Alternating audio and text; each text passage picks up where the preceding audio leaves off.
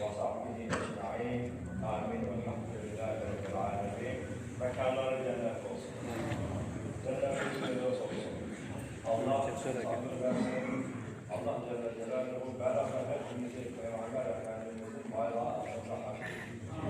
Allahümme sallallahu aleyhi ve ala alihi ve ashabihi ellezine kânû yuslihûne fil ardi ve la yufsidûn ve ya'murûne bil ma'rûf ve yenhevne anil münker ve ulâike mine's-sâlihin. Amma ba'd.